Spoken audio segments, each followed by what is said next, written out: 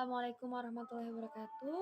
Kami dari kelompok 6 akan mempresentasikan materi yang berjudul destilasi uap yang beranggotakan 1 Rida Nifolika Salsabila, kedua Ajeng Ayuniska, ketiga Muhammad Fadilah, keempat Sholatul Fajri Utami, dan kelima saya sendiri Labita Sofia Berlian. Nah, di sini kami akan menerangkan tentang yaitu satu pengertian, kedua yaitu alat dan bahan, serta ketiga cara kerja, dan keempat kekurangan serta kelebihannya. Nah, di sini pengertiannya akan dijelaskan oleh Mbak Ridani Faulika Salsabila. Monggo dilanjut. Di sini saya akan menjelaskan pengertian dari destilasi uap. Pertama-tama, pengertian destilasi secara umum. Destilasi secara umum adalah pemisahan dua komponen atau lebih berdasarkan perbedaan titik didih senyawanya. Destilasi uap sendiri merupakan istilah yang secara umum digunakan untuk destilasi campuran air dengan senyawa yang tidak larut di dalam air.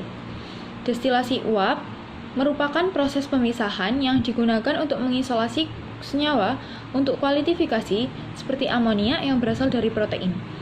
Sedangkan destilasi berikut ini bertujuan untuk mendapatkan minyak dari bunga mawar. Slide selanjutnya akan dilanjutkan oleh pemateri berikutnya. Di sini saya akan melanjutkan presentasi dari teman saya. Saya akan menjelaskan alat dan bahan dari praktikum destilasi uap ini. Yang pertama pastinya adalah labu destilasi. Kegunaannya labu ini yaitu untuk memisahkan antara dua zat atau lebih. Dan yang selanjutnya ada kaki 3.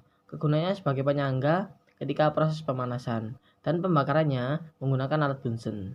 Bunsen ini dibuat pemanasan atau sterilisasi.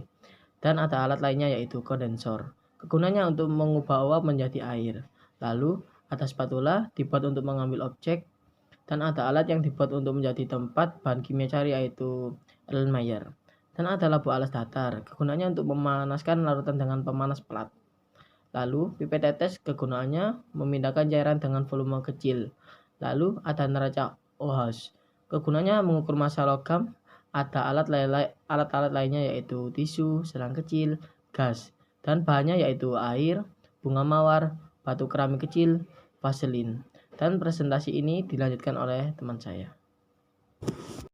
Yang ketiga ada cara kerja, yaitu yang pertama menyiapkan alat dan bahan terlebih dahulu. Kemudian mahkota bunga mawar dipisahkan dari tangkainya. 3 siung bunga mawar dipotong menjadi kecil-kecil, lalu dimasukkan ke dalam labu uap dan ditambahkan batu keramik kecil ke dalam labu destilasi.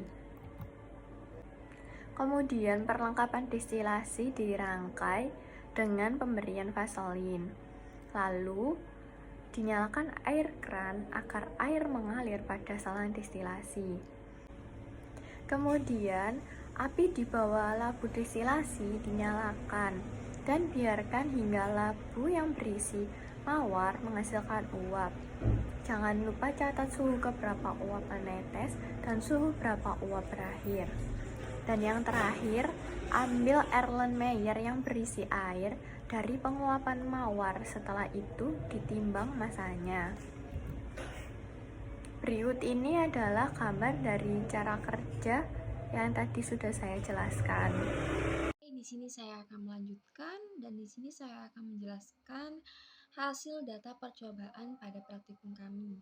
Ya, di sini sudah terlihat jelas di PPT di mana hasil timbangan dari labu destilasi yaitu seberat 148,6 gram dan labu Erlenmeyer seberat 123,33 gram, serta massa bunga mawarnya yaitu seberat 22,33 gram, dan suhu tetesan pertama yaitu 94 derajat dan suhu tetesan akhir yaitu 97 derajat.